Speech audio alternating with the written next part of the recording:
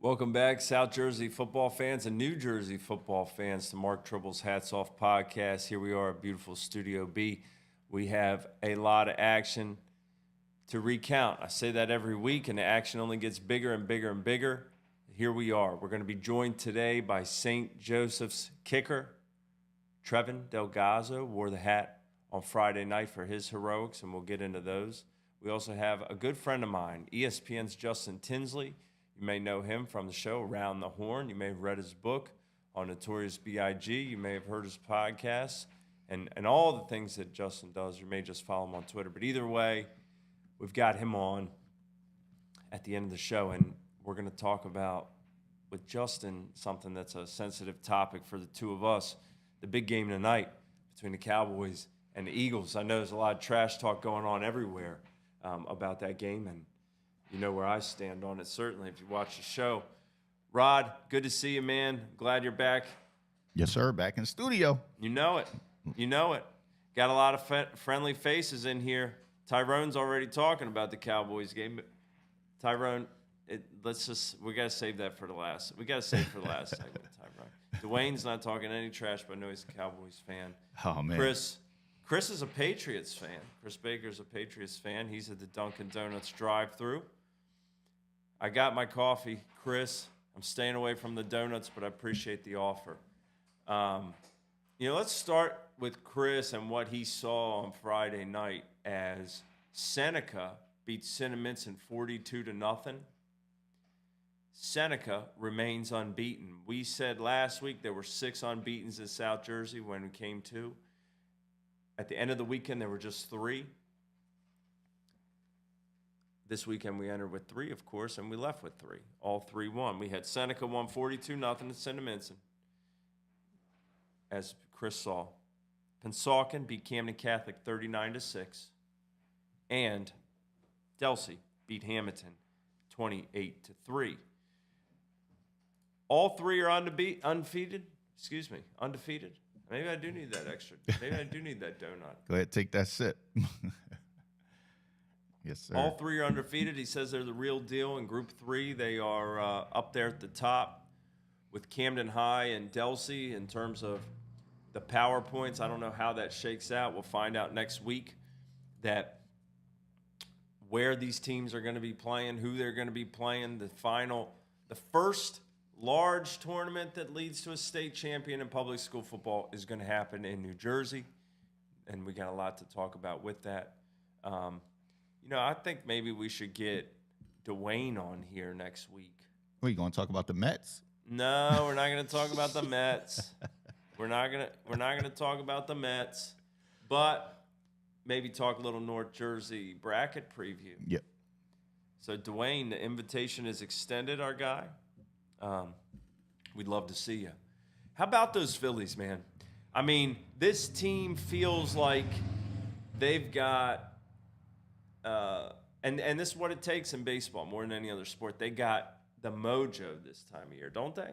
Yeah, I think they have it, right? I mean, we were all expecting the bats to be woke all season, but, I mean, they woke up at the right time, which is the playoffs. Well, they did, Rod, and the funny thing about these Phillies, when you look at their win-loss record over the season compared to the Braves, gone, Mets, gone, Dodgers, gone, Yankees, very close.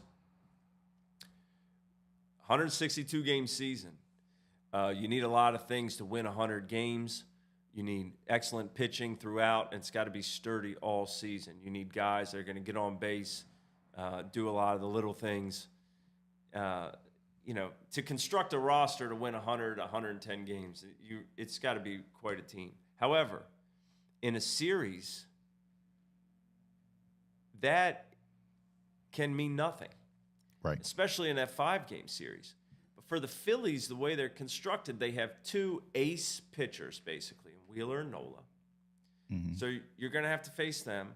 And then they got guys that, when they're hot, even in the regular season, we saw this. They go on tears where everybody's hitting the ball, and they got a lot of power, extra base hits.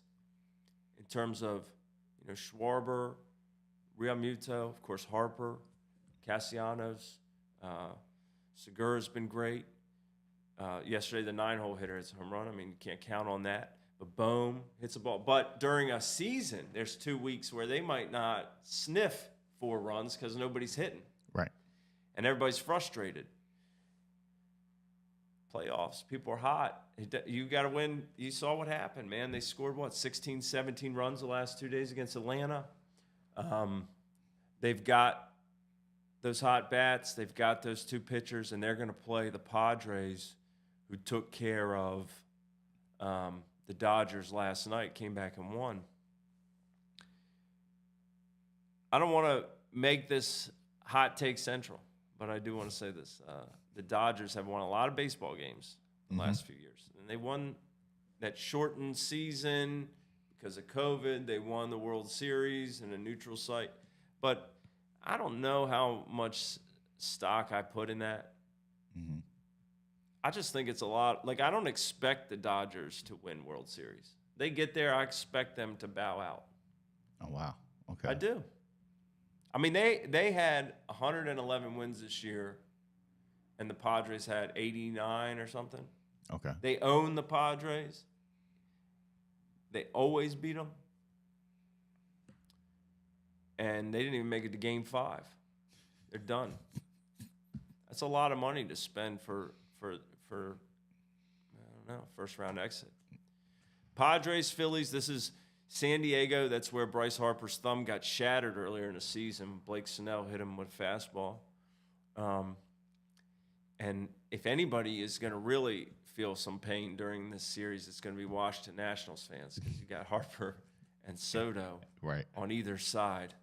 I don't know. It's crazy in the city right now. Everybody's wearing red. Everybody is. I mean, we both got our Phillies hats on. Lord knows Mac is losing his mind by the time he gets in here on Wednesday. Whew. He may do the whole show in a full baseball uniform, socks and all, the throwback joints. He might be wearing the maroon and white, the maroon pinstripes. Mac and Tom McGurk are probably the two biggest Phillies fans I know. Mm-hmm. But it's fun to see everybody supporting the team. Living in the city like I do. Right. You walk down the street to the market, everybody is wearing green or red. Yeah. Or both. As they should right now. Yeah. It's exciting. It doesn't get any better than this. I think the Flyers are 2-0, which Flyers fans got to kind of hold on to that, because it could be a long season. Sixers open this week. Mm-hmm. I think they play in Boston to open the season. High hopes there. A couple superstar players. And then the Phillies doing what they're doing, and the Birds being undefeated as of right now. It's a great time to be in the city. This is really incredible. I got to be honest. I'm a little jacked up. You are? Yeah. I mean, what went on the weekend with the games, the excitement. I mean, we'll get into a little bit of it. Yeah. And then what come back on Saturday had a ton of excitement. Going to, we had the Phillies game. I'm watching that while I'm broadcasting. I'm trying to watch the Phillies game, but I'm getting excited. Yeah. So I watch all the highlights, go home, and now I'm watching the Tennessee and Alabama game. What a game. What a game. I mean, that was absolutely unbelievable. And then, you start watching the replays of all the different games and different things going on, and my adrenaline kicked in, man. I woke up at 3 this morning. I came here at the studio. I was in here 5 this morning. I was just excited, jacked up. By the time lunchtime come, I'm going to have to take a nap for the game tonight. I can't. It's impossible for me to stay up all night. You almost did. I was at my cousin's house, and I watched. We watched the end of the Phillies. Mm-hmm. Had some pizza, hanging out, and I said, I'm going to watch the end of this. We're going to watch the end of this Mariners game that's in the 6th or 7th inning, and we're going to watch this game, and then I'm going to go home because I'm dead tired. Right. I'm just going to go home, and I'll be home tonight at 8 o'clock. I'll be in bed ready. The game went 18 innings. And I know everyone in this chat and everybody who listens and watches knows this pain. You can't leave Until it's over. because when you invest that time, if you leave and miss the game-winning hit, you'll never make it home in time. It'll happen while you're on the road. You'll hear it on the radio, and you'll wish you were still watching it. But I will say that game, 1-0, the Astros won in 18 innings, was one of the worst baseball games I've ever watched. I mean, it went on and on. There were not runners in scoring position. There were not. I think 3 guys got hit in the extra innings, and there might have been a total of like 5 hits in the extra innings. Everybody swings for a home run. There was like 40-some total strikeouts. What I wouldn't have given to see one guy try to lay down a bunt for a hit. Like, after all that time, can somebody say, you know what, I'm going to catch him off guard? No. Swing, strikeout. So it wasn't even enjoyable. I was just glad it ended. I was like, if anybody says, I like baseball, or I'm not sure if I like baseball, if you ever want to say, well, here's a game that'll show you why you hate it. Mm-hmm. No action. And Chris, I wouldn't even call it a pitching duel. It was until the extra innings, but I mean, you're facing like everybody that's a reliever on the team, and somebody's got to give up a hit or you got to put some pressure on the defense. Whatever. Astros move on. Mariners did not deserve to win, and the Astros definitely did. The other game I saw, I did end up getting home and watching the end of the Utah-USC game, which was insanity. I don't know how many people watched that game, but Utah pulls the upset. They win by 1 point at home. They score on 4th and goal. Their quarterback, Cameron Rising, I think his name's Cameron Rising, he scores, and then they go for 2. He scrambles and scores again to take that lead. And there was a really odd play after that where USC threw an interception that seemed to clinch the game. But the Utah returners bringing the ball back, there was pass interference on the play. Mm-hmm. So they're talking about the amount of time the return takes. Right. So he intercepts it at 13 seconds and is running it back down to 8 seconds. The clock stops during the return, and they're saying this game might even be over. There's not going to be much time left. Then they said there was an inadvertent whistle for timeout during the play, which no one could hear. If anybody watched this game, you couldn't hear anything in Utah. Right. I mean, USC had false start after false start after false start. I'd never seen a ruling like that, so they give USC 13 seconds instead of maybe giving them 4. Mm-hmm. Just bizarre.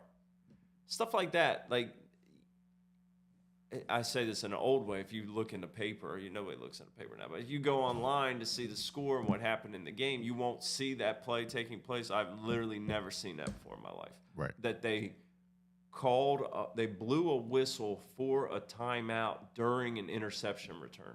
Right. Impossible. I would have flipped that as a coach. Oh, he was. Kyle Whittingham was. You could read his lips. He's like, "You've got to be kidding me. That's awful." And I'm glad they didn't lose because of that or get in a position to lose. Mm-hmm. I'm glad they won anyway. But man, that place was a zoo. Utah, man, they don't fool around with those fans. The Utes. Talk about a place, you watched the game at Rocky Top yesterday, right? Yes. Tennessee wins. You watched Michigan yesterday. You watched the game. I know you watch Ohio State. Mm-hmm. A great atmosphere. I was lucky enough to go to school at Virginia Tech. The atmosphere there is incredible for big games, or it used to be. There's a lot of really awesome venues, Penn State, all over. However, Utah is not one I would put on that list. Like if you said, well, I'm going to make a list, I'm going to travel every weekend to the best environments in college football. I don't think Utah would have made the list, but after I watched last night, oh, yeah, I'd love to go to a game there. That place is bonkers. Got the mountains in the background. Whew. You know, certain time of year, snows. You had a snow banks on the outside of the field. It's pretty cool. Had a kid that played at Utah that I coached. Dude, it was Big Greg so Reese. loud. Mm-hmm. Good comments today, guys. Share this out. Hector, good to see you, man. I don't know how you guys made out this week. I know there's a lot of important games being played all over the state Yes. that we need to touch on. Specifically in South Jersey. Let's go through a couple of these results real quick. Cedar Creek gets a win over Oakcrest yesterday, rivalry game, 14-6. Big win. Shawnee, 24-10 over Washington Township, snaps their losing streak. Mm-hmm. West Defford, 6-0 over Salem. The Salem offense continues to struggle. West Defford, that's a game they needed. You want to talk about a game that is not going to fall under the radar because we're not going to let it on Wednesday, but a game that is could be a winning in. That's what I was going to say. Haddon Heights and West Defford next week. Big bullseye on that game. Yeah, a team that I don't. Every year, Ocean City's defense is incredible. There's only one team that seems to have figured them out. Has run through that, and that is Millville, who we talked a lot about Millville. Millville, we thought was the game that they lost and to Lenape, and then the results leading up to that. Some close games, weren't really sure. 41-7, they beat Ocean City. It seems like they are clicking again down there at Wheaton Field. Kingsway, they get that monkey off their back with Cherokee. They finally beat them 35-21. That was a heck of a game.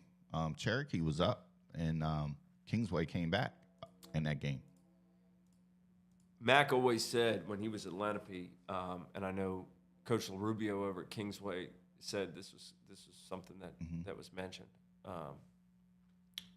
Mac always said, especially in that area, in that Group 5, you're not, I don't want to say taken seriously, but you're not legit until you beat Cherokee.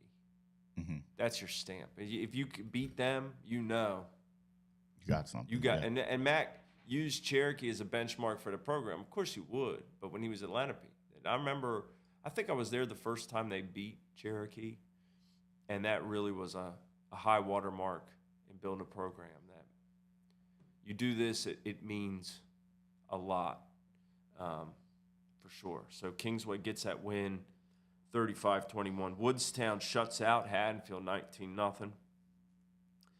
Camden scores 35 points in the second half to beat Paulsboro, 41-0.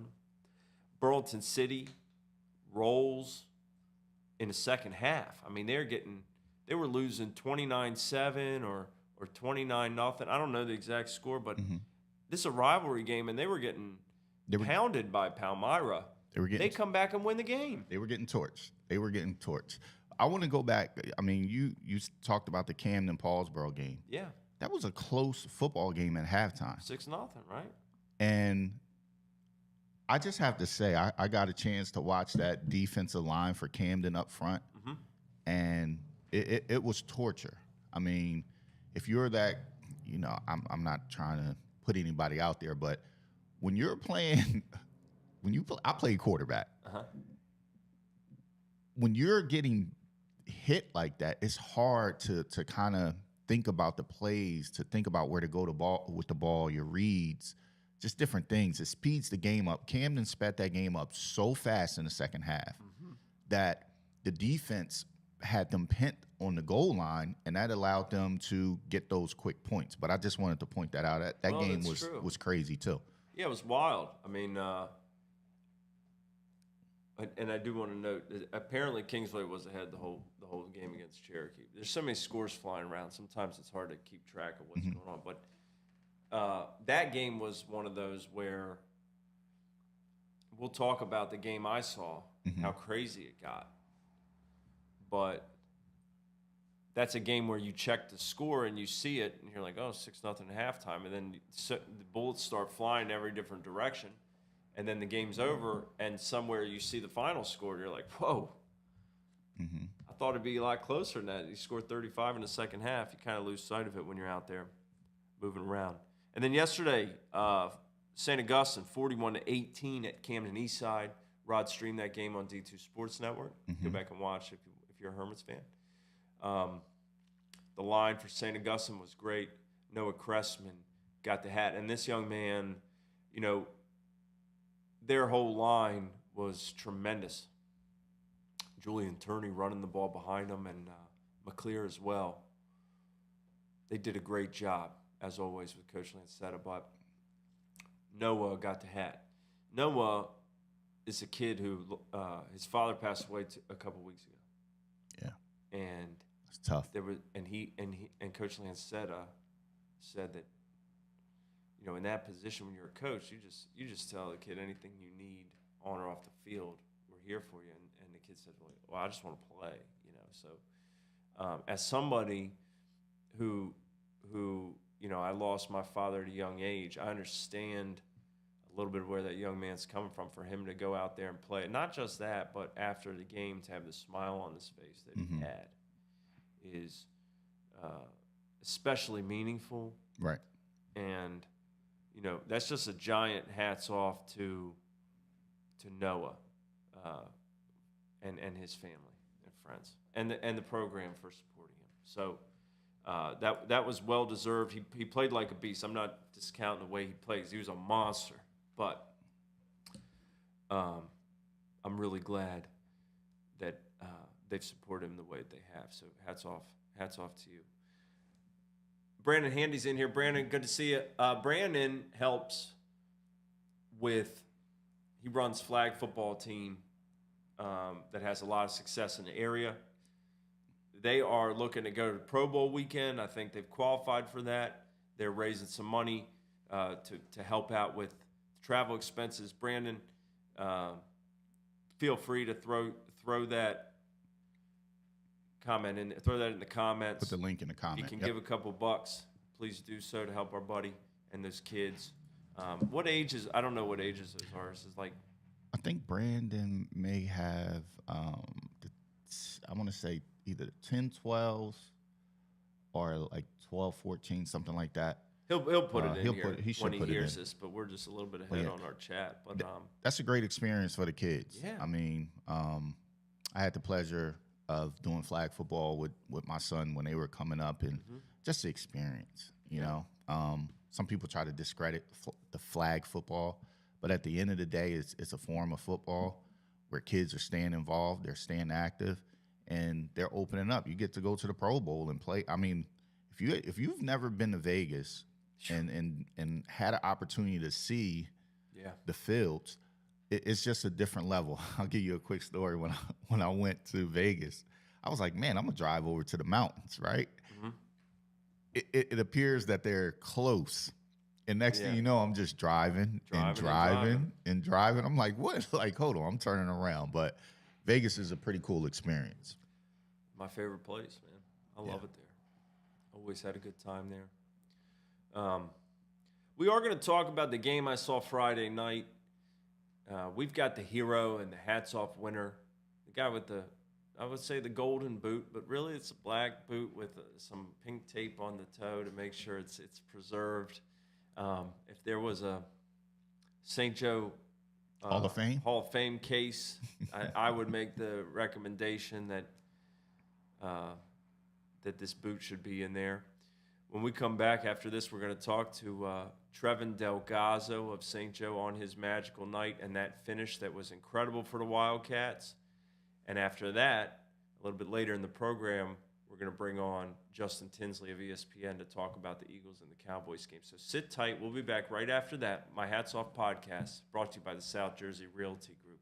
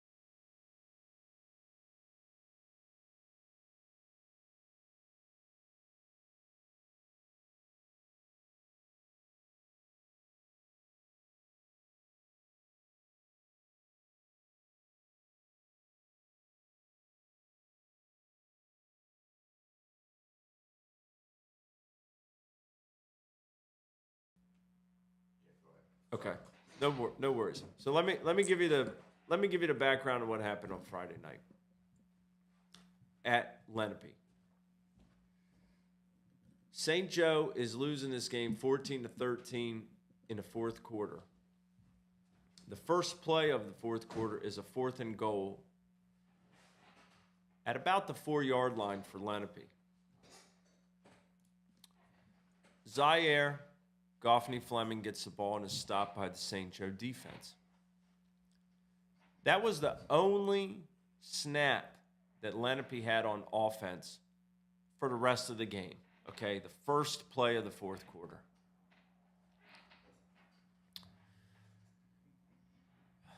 And as I said in the beginning here, before we had sound, Lenape has this brand new turf that they put in.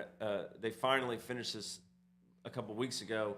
It's beautiful. It's gorgeous. Hats off to Brian Laddie, the AD, Tony Catani, the principal, for getting this thing in there. It's wonderful.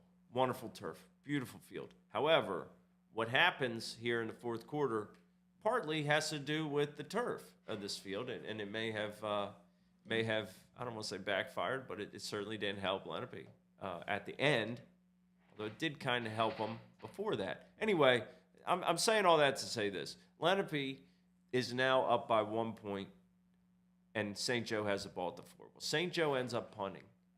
The ball hits the turf. It's a short kick.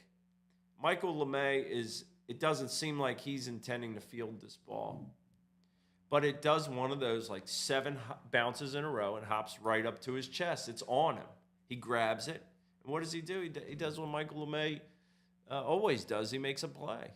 He runs that thing around the left side about 50 yards for a touchdown.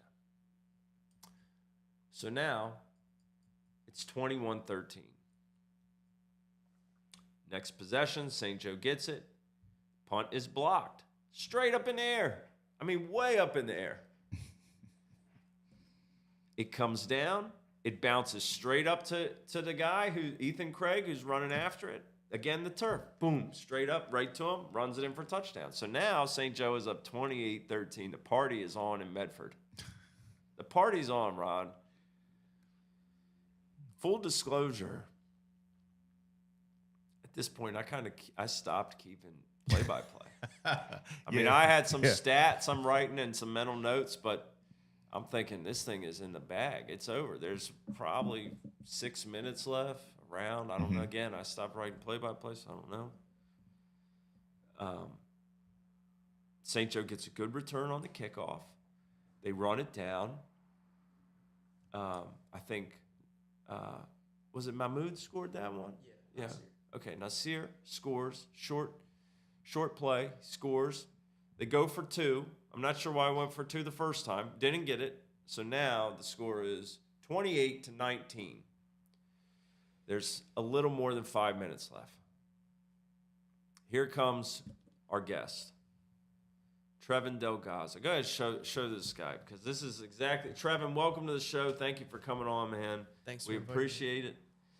I know it's not like I said earlier, I know it's not a short trip from Hamilton, but our special guest comes up here, and it's onside kick time. So tell me what you're thinking.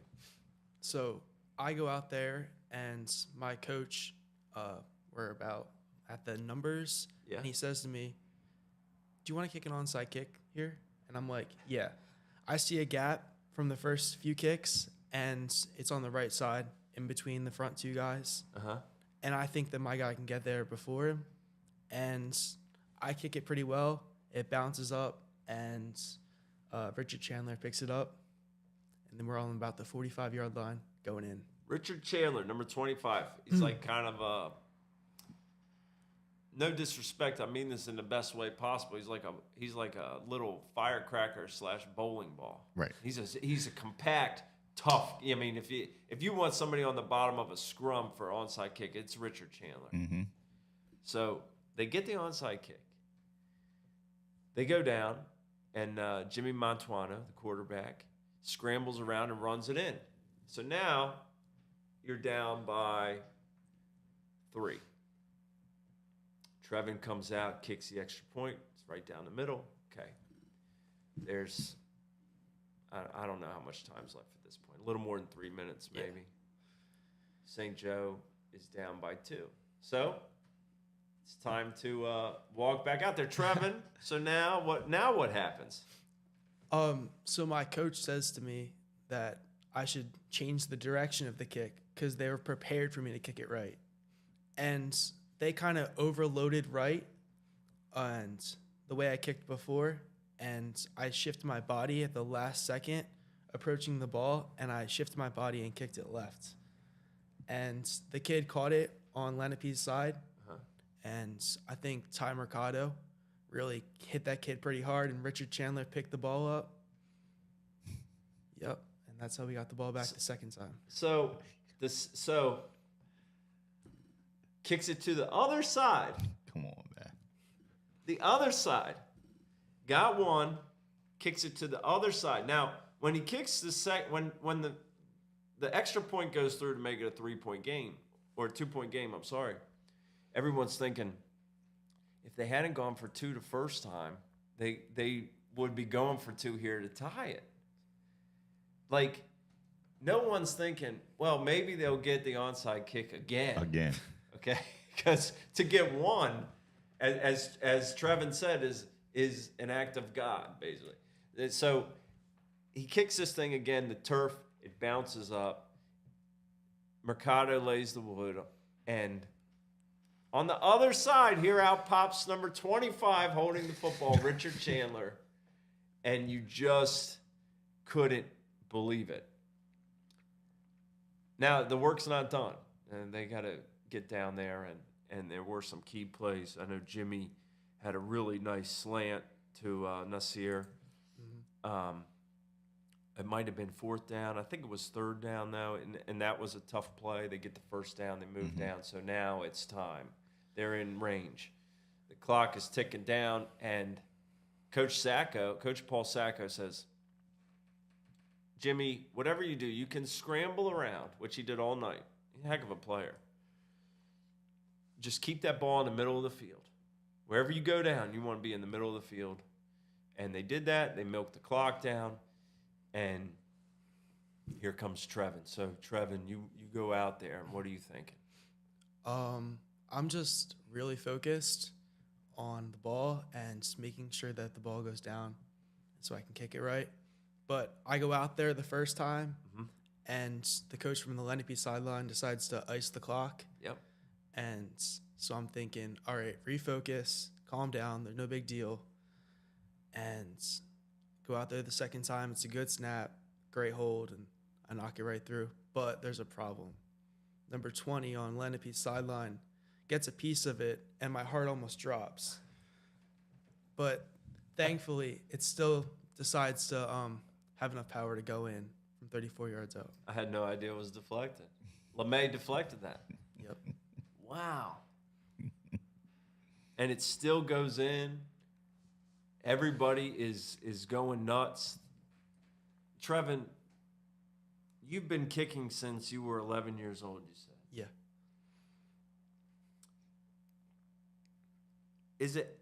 Is there at any point do you go through what it would be like, or is there any training for if you get frozen?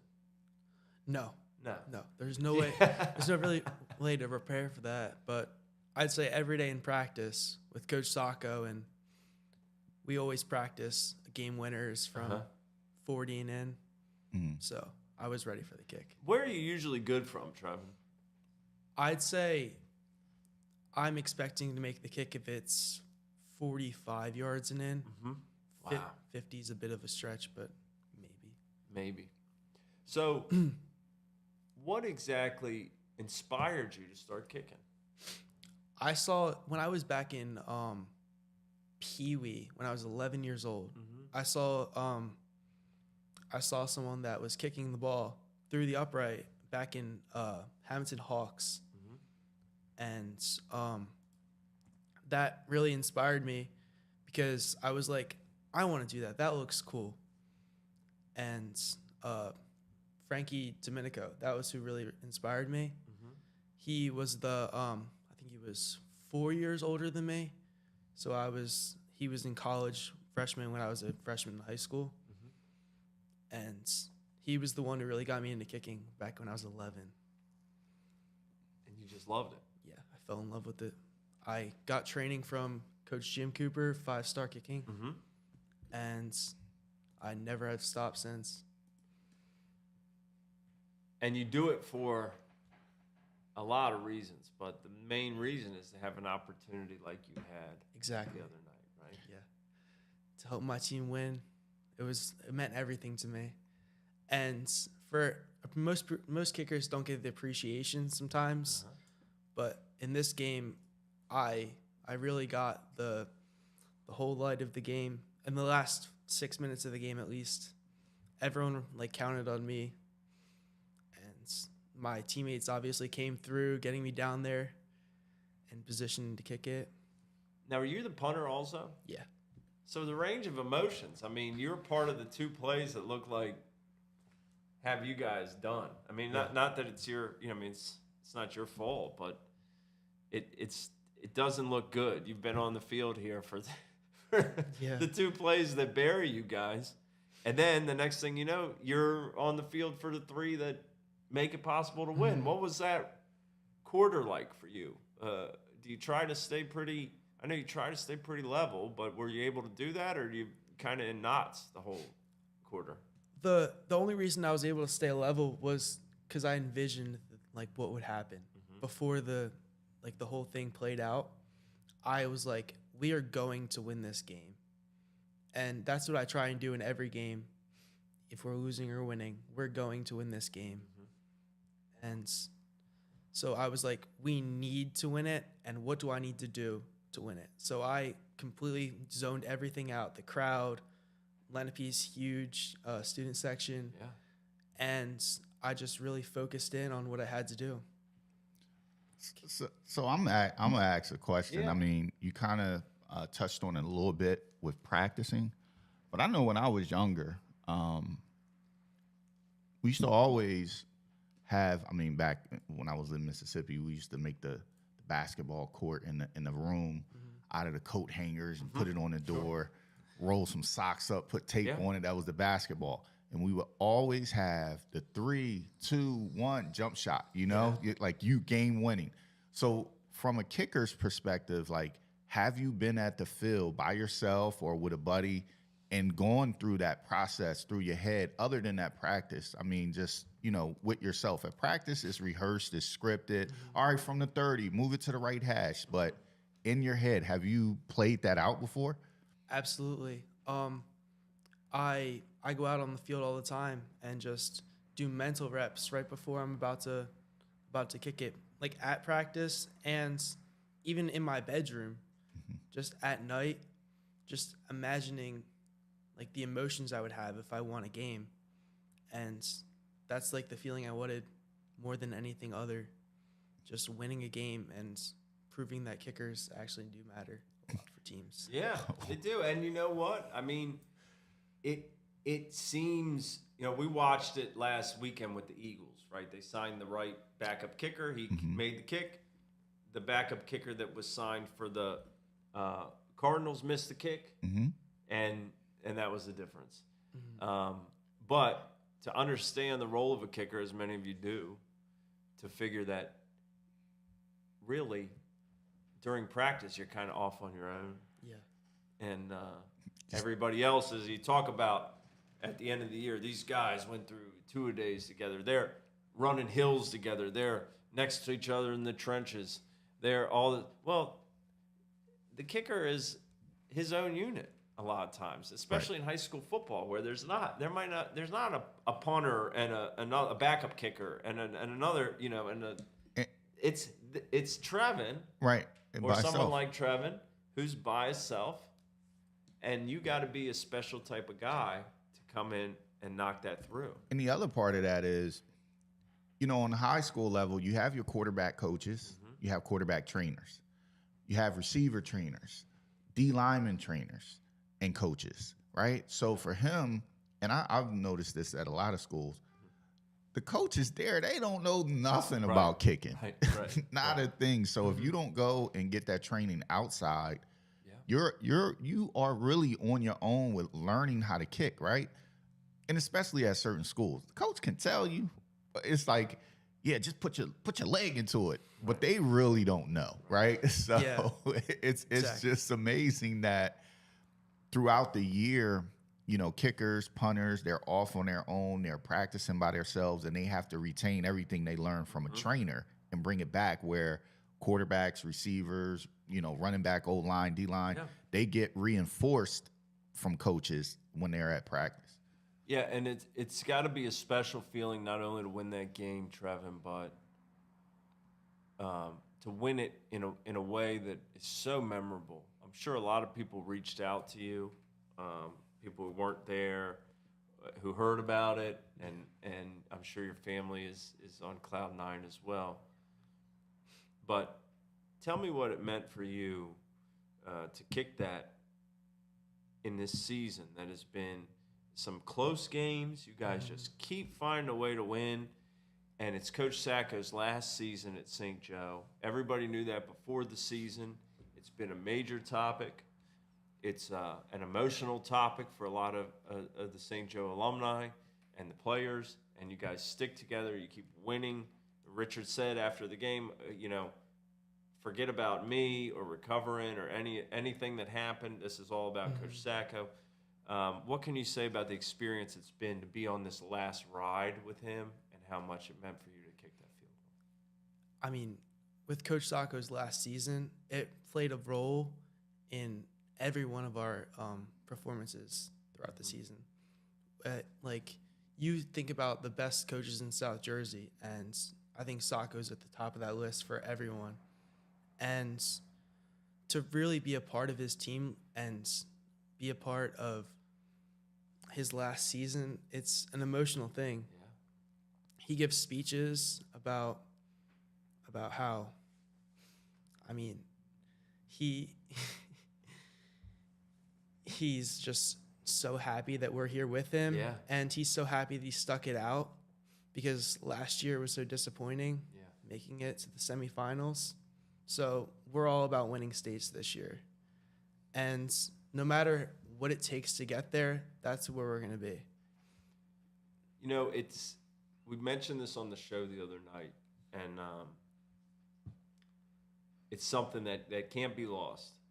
You know, anyone who knows South Jersey football for years and years knows that there were a lot of times when St. Joe didn't need a kicker like Trevin because they were winning every game by 50 points. And they had all the best players in the area. I mean, even we saw some outstanding teams that just teams showed up and they were mincemeat. You know, at the end of the first quarter, the game was over. This team is not a lot of kids on a team. They're playing both ways. They're just this is a much different team. This is a much different St. Joseph's team. And Coach Sacco is getting the most, right? The juice is worth the squeeze. He's squeezing out as much as he can and getting the most out. And the kids, vice versa, are giving everything they have and then some. They're meeting in the middle, and they're winning games. It might be ugly. It might be miraculous. It might be crazy. But it's kind of neat to see this foxhole mentality, right, of these guys that go out there and say, we're doing it for Coach Sacco. We're going to get this thing done. Yeah, and I don't want St. Joe's guys to think we're not paying attention in South Jersey, right? We're paying attention. They're winning a little different. In years past, you're right, you had the Jada Byers scoring 10 touchdowns. You had the Horn twin, you know, brothers. You had, you know, different guys that were leading that program, Townsend, and, you know, we could go on and on about that, but they're winning football games. We notice it. And I'll say it's probably the quietest it's been in South Jersey for a while for St. Joe, but they've been winning. Yeah. Like, I know on our ranking, what do we have them? Number three. Yeah. So they're definitely up there getting the respect from, you know, the people who are out in the field and get to see them. And at the end of the day, it's about winning ball games. 1 point, 2 point, 3 point. It really doesn't matter. You want to win the game at the end of the day, and that's what they're doing. They could very well be the game of the week next week. Mm-hmm. All that said, they still they don't have a home game on the schedule. There's no home field. So don't forget that either. Mm-hmm. They're doing all this on the road. They're going to play at Rowan on Friday night against Delsey, who we have number 1 in the rankings, who's not going to drop after they beat Hamilton 28-3. St. Joe's certainly not going to drop. So it looks like 1 versus 3 at Rowan on Friday night. Sal Marquez, who just set the wins record at Delsey, mm-hmm. and Coach Sacca, who's in his 41st season. Red and white all over, man. Yes. That's going to be a huge game. And again, St. Joe's going to be in it at the end. You don't know exactly how. I have one last question for you. A lot of times we talk about the emotion of the team, the coaches, and things like that. But obviously the support system is really good. What was that like, going home, getting in the car or on the ride home or walking in the door and finally seeing, your parents, your support staff? Like, what I know as a dad, I would have probably been, I would have freaked out. But what was that like for you to see how they responded to the game-winning onside times 2? You know what I mean? Like, how was that for you? I was honestly really overwhelmed with all the support I got. Mm-hmm. Like, especially right after the game, everyone stormed to the field. We got a penalty for coming on the field before the game ended. Everyone dogpiled me right as I made that kick. And right after, parents, players, everyone was saying, great job, Coach Sacco. My parents, it was just amazing. And then after all that, after my interviews, I came on the bus and everyone was recording me, and it was just like a magical moment. I'll never forget that. It was a magical moment. No one will ever forget it who was there. Mm-hmm. I can guarantee you that. We're proud to have you in the Hat Club, man. You deserved it a million times over. Incredible finish. Just a great, great game. Well, I told you yesterday, Mark, right?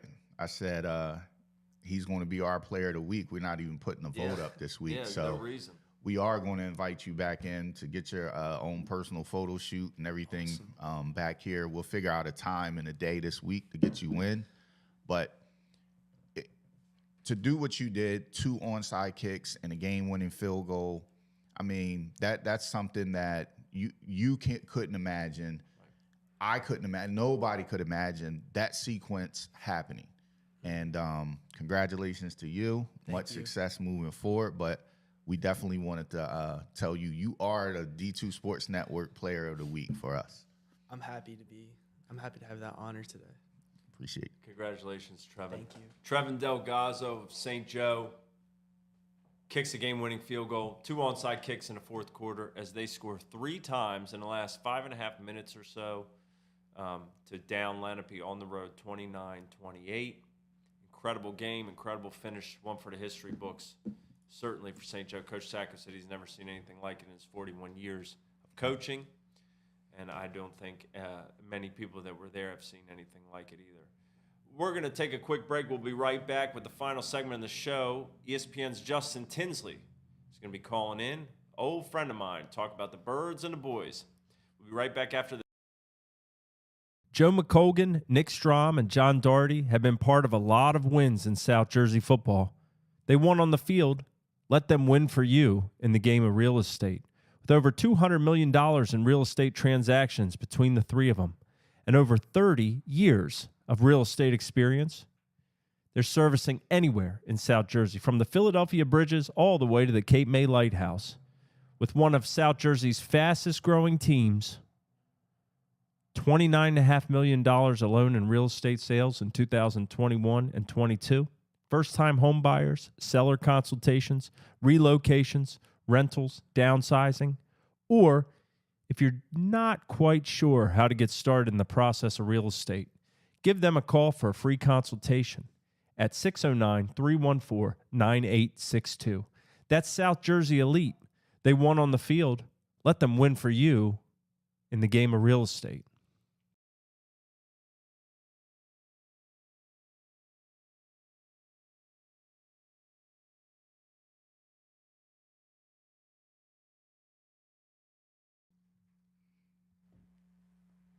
Welcome back, football fans, to my Hats Off podcast. I'm very, very, very happy to welcome back to the show a close friend of mine, one of the best sports journalists in America, TV personality, everything, published author, but most of all, a great person and a great friend in Justin Tinsley. Justin, do you hear me? I hear you loud and clear. What's going on, my brother? It is good to have you on, man, on a day like today. It's great to be here. It's beautiful in Philadelphia, man. It's always sunny here. Oh, here we go. Here we go. Justin, I watch you on TV all the time. I know many of our viewers and listeners do as well. Tell me what's been going on with you, man. What's going on career-wise? What's your latest piece? Just fill everybody in on what Justin Tinsley is up to. Oh, man. First and foremost, Mark, it is great to hear your voice, my brother. It is always an honor and a privilege and a pleasure to be on with you.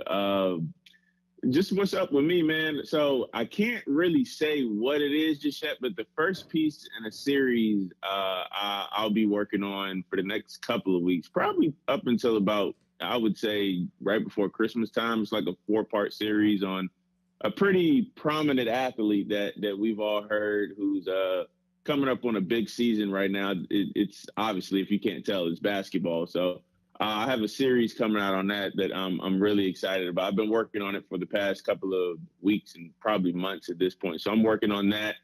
At some point, I got to figure out what I want the second book to be about. I have no clue. Uh-huh. So I'm down for any and all suggestions. So if you want to hit me on Twitter or Instagram or wherever, TikTok, really doesn't matter. Like I'm down for any and all suggestions. So just hit me up. But other than that, man, just getting ready for, I got my son coming in January. So that's the main thing I've been planning for, to be honest with you. I know. I'm so happy for you and the missus. Justin, what do you think? Let's stick with basketball real quickly here. I know you are about as big a basketball fan as there is. What do you think about the Sixers this year, man? They open up against the Celtics this week. What are you thinking about the Philadelphia 76ers? Man, I'll be objective, man. It's got to be a great time to be a Philly sports fan right now. Obviously, with the Phillies going to the LCS, and obviously the Eagles, they're the lone undefeated team in the league right now. And with the Sixers, man, like I'm not predicting. I have no clue who's going to win the title this year, but I do know that Philly, title contender. They will not be tanking for Wembyana. I can guarantee you that. So, I mean, Mark, you know how it is. We've been talking about basketball for as long as we've known each other, right? Yeah. And there's 30 teams in basketball, but there may be 5 or 6 teams every year, if that some years, but 5 or 6 teams every year that could legitimately win the NBA title. And that's true this season. And Philly is one of those teams. Like, obviously, Embiid is one of, if not the best player in the league. He's already ticked off about, not getting the MVP last year. James Harden, he looks as motivated as I've seen him perhaps at any other point in time in his career, because he understands this is a title contender. I think Tyrese Maxey he's going to win Most Improved Player of the Year. That dude, man, he is a legitimate piece to a title team. And I mean that with all the praise and respect in the world. And I think the signing of somebody like PJ Tucker, who, of course, he's 37, but that guy just knows his role and knows his job, and he's going to do it well. And I think this year, more than any other year in the past, which is saying something, I think Philly be right in that mix for the NBA championship because they're that good of a team. Of course, they have to stay healthy, but I'm expecting big years out of course, Embiid, but I'm also expecting a really, really big bounce back year from James Harden. So well, I think y'all got as good a shot as anybody to win the title this year. This is the year for Philly sports, like you said, Tins, and we're grateful that you would join us today on a big occasion. Yeah, it's a big occasion. Sent us You're a right. Picture. You're wearing green in the picture. I know you mentioned that, but I want to make sure we mention that again. You're wearing green in the picture. I think if you're looking at it in the right light, it looks like the right color green. I don't know. Maybe that's just my glasses, but. Oh, man. The birds and the boys. That's really low, man. You and I have had some. Yesterday I was over at Camden Eastside High School for the game, and I was involved in a number of disputes over the Cowboys and the Eagles, and so I said, well, let's just have the greatest dispute of all right here with my old friend. We've had this many, many times, and I know anybody out there who's a Eagles fan or a Cowboys fan who's watching or listening has had these conversations at work or family reunions or whatever. There is some serious disdain here. I love you as a friend always. You're one of my favorite people in the world, but I want 3.5 hours of misery for you tonight, buddy. So tell me what you think about this game. I want to say likewise. Again, you're one of my favorite people in the world, but if you go to sleep with tears in your eyes, and not tears of joy, but tears of pain and tears of misery, I can go to sleep a happy man. I think the NFC East, I think this is the definitive rivalry within the entire division. Of course, every team in the division hates every other team. And, for a long time, it was, Washington, Dallas that had like the allure of like this great rivalry, which it once was, and it still is to an extent. But dude, there's nothing like Cowboys Eagles. I think we can both agree on that. Like y'all hate us, we hate y'all, and we want nothing more than misery for the other side. Now, that being said, it's going to be a fight, man. The thing with the Cowboys is they got to manage the game in a way that, that hasn't been done yet this season. They've managed the game with Cooper Rush in there, who I think has filled in, beyond admirably. But here's the thing. They have to commit to the run. They have to, of course, not turn the ball over because this is going to be, in my opinion, the most explosive offense that Dallas has seen thus far. Because one thing this pains me to say this, and I hope you're not recording me saying this, but I'll go on record. Like, from what I've seen from Philly just watching them this year, I don't think they have any weaknesses. Like, their offensive line is really good. When they need to run the ball with their backs, they're really good. And Jalen Hurts is playing, at a phenomenal level. And honestly, I love that for him because obviously we know the conversation that's been had around him his first couple of years in the league. Is he the guy? Is he not the guy? This guy is clearly proven that he can run that offense. He looks very comfortable in it. And of course, that two-headed monster at the receiving core with Brown and Devontae Smith is crazy. And y'all defense is, honestly, your defense is just as good as Dallas. It's just Dallas has been getting a lot of the headlines, which, I think is deserved as well. So Dallas has to keep that offense off the field. Now, that being said, when that defense is on the field, I need Dallas to mix up the pass rush coverages because one thing Dallas can do, they can get to the quarterback. And they have to confuse Jalen Hurts as much as they can. And the defensive backs are going to have to play, basically the game of the season thus far because of what I said about their receiving core. Now, taking off my objective hat and trying to break down the game in a responsible manner, Jalen Hurts, Yeah. I hope he has 15 great games this year. 15 great games. Now the other two, they're against the Cowboys, and I hope they're duds. All right. You know, I hope we can get to, if we can get to Jalen Hurts early and often, then it'll be a game. The only thing that scares me is Dallas has held teams under 20 points for like 5 straight games. It's like the first time that's happened in like 50 years. Right. Even with like the great Cowboys teams in like the 90s, they didn't do that. Now, my thing is we can't get into a scoring match with Philly because we're not properly equipped to win an offensive shootout with Philly. So that's my main thing. You can't let Philly, especially with that crowd. Oh my God, Philadelphia Eagles fans. Oh God. Well, Tins, I'm going to tell you what happened to me this week, and you'll understand. Earlier in the week, a friend of mine was able to. He invited me to attend the game. He had a business relationship where he was invited. He had 2 tickets in a club suite. And he said, I got an extra one if you want to go. And I thought about it. I said, my friend here might have he might need this business. And this is not the scene for me. I don't think I can attend for this Dallas game. I'm going to be a little too over the top. Yeah. I completely understand that. I see the thing. We've had this conversation over the years too, Trible. Like we love our teams.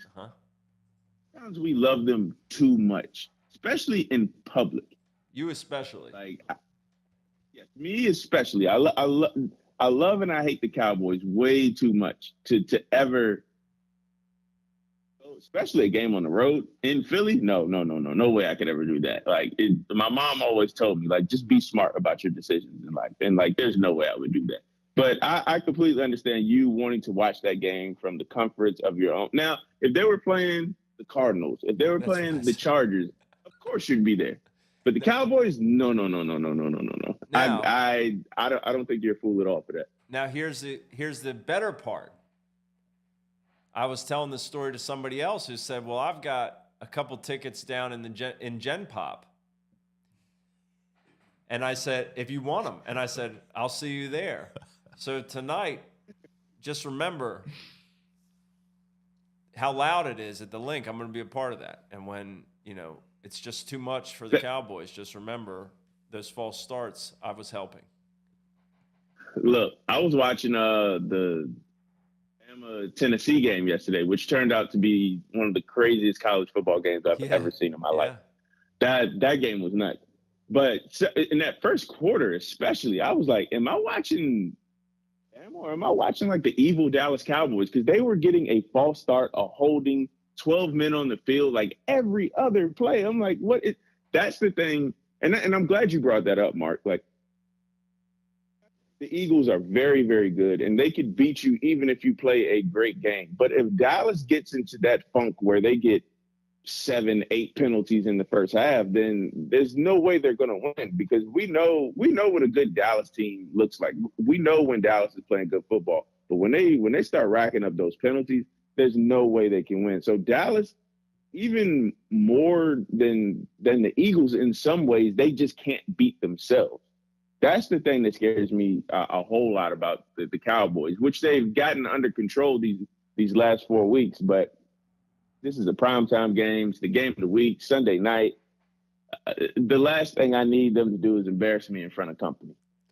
So we'll see. You know where I stand on that. I just hope you're dreadfully embarrassed. I mean, I would hope I know. You just quit and say, I'm done. I'm not even going to support this. I know you and Jerry Jones have had your falling outs in the past, and I hope you have another one. Jerry, try European football. Try soccer. I don't know.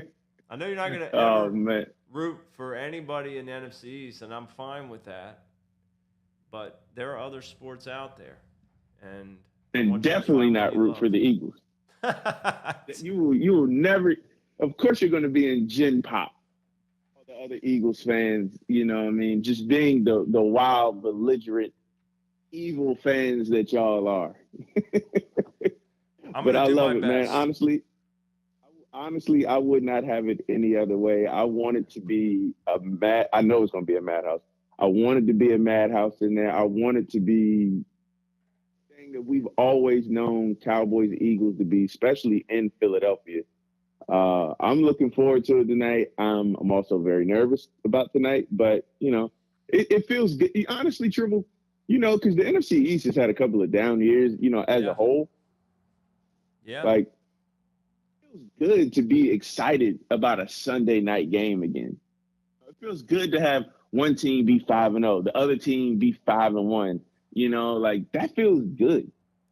That reminds us of like the NFC East games like we grew up on. Yeah. And that we love. And why you're as big of an Eagles fan as you are, why I am as big of a Cowboys fan as I am. Like, if the Eagles were like what, 2-3 and the Cowboys were 1-4, like, we wouldn't really, we care because it's a divisional game and it's our teams, but no, man, when it's only week 6, but it's a lot on the line in week 6 because you only get 6 divisional games. Well, yeah, and all of these count. If the Birds win, technically, with the head-to-head, they'd be up 2.5 games on Dallas because they'd be 6-0. This is a big game, man. And Dallas would be 4-2, and they beat them head-to-head. But if Dallas wins, then what? We will both be 5-1. I'm not worried in the division. I didn't do that math. I'm not worried. No, it's the responsible journalist. You're one of the greatest journalists I know, Mark Trevin. I've been telling you that for a long time. It's shame on you for not doing the math on the other side. Oh, look, I'm not too worried about that. Okay, and to this, you shouldn't be worried because you know why? Why? Because look, I'm not going to say the whole story, but Mark Trible, one of my greatest friends, the history of friendship and friendom. I was living in LA in 2015. Your listeners know this story, Mark Trible, but you know where I'm going. There was a certain Eagles quarterback. There was a certain Eagles quarterback that had the initials that. I think you dropped out. I think you dropped out, Justin. I think you're dropping. I can't hear you. Rod, you might have to just cut him. We don't even need to call him back. No, man. Like, I love these games, brother. Like, I love these games because I know when I have an emotional high, you have an emotional low of lows, and it's vice versa. You know what I mean? And it's great because I know somewhere in the world with, the Eagles score, you're on cloud 99 and I'm on cloud negative 299. And, it's the other way around. So I wouldn't have it any other way. And happy Sunday. Happy Trible Tinsley Bowl. This is going to be fun, man. I'm looking forward to it. Yeah, I was thinking, too, we'll have to figure out one of these times some type of stakes for this matchup.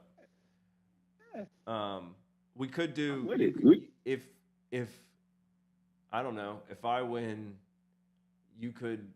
I'll take your spot on Around the Horn. And then you kill it. And then you kill it. If you win, you can host this podcast. Either way, it sounds good to me. But you gotta give me the fedora though. I can't do it without the fedora. Yeah, exactly. Yeah, we'll get you a nice fedora. Actually, maybe you could wear the fedora on Around the Horn. Now we'll see. We'll figure it out. But I miss you, brother. We'll figure it out. And I'm proud of everything you're doing. You're the best, always. I haven't seen you in a while, but I will see you soon, I hope. Absolutely, man. I feel the same way, man. I love you, man. I love you with all my heart. And the Eagles. All right. Good luck with everything, Justin, except tonight at 8:20 p.m. We'll talk to you. Thanks again for coming on, man. Appreciate it. Hats off to you. Thank you. Appreciate it, man. Thank you for having me on, brother. Have a good day. You too. All right. Well, that's just Justin talking to smack. Rob, what do you think happens tonight? Honestly, I think the Eagles roll. All right. I don't need to hear anything else. I think they roll. I don't need to hear anything else. Special thank you to everybody watching today. A lot of action coming up this week. Playoffs are near. Next Sunday, we'll have the pairings. I don't know if it'll be before the show or after, but either way, we're going to stick at 9 a.m. on Sunday morning. Also going to do South Jersey Football Frenzy show right here, 7 p.m. with Mac. Preview the upcoming week. See what his soapbox is about this week. See if he'll, I know we'll be wearing red for the Phillies. It's gonna be a good week, man. Playoffs are finally here. Anybody who is going to the game tonight, be safe, have a good time, and go Phillies. Go Phillies. We hope that by the time we come back here next week, the Phillies are. I don't know what the schedule looks like, but hopefully they've got it well in hand at that point. We're hoping. Go to the World Series. Yes, sir. Support means everything, South Jersey. It means everything to me. It means everything to Rod. To have the ability to see some great football, meet some great folks is one of the highlights of my life, man. So thank you all. I'm ready for the playoffs. I want to thank Trevin Delgaza and St. Joe for being a part of the show as well in that magical moment on Friday night. St. Joe beats Lenape 29-28. Rod, I think that's the only thing left to say is go Birds. Go Birds. Go Birds. We'll see you guys Wednesday, then we'll see you back here next Sunday morning. For Mark Trible, it's my Hats Off podcast. Thanks for watching.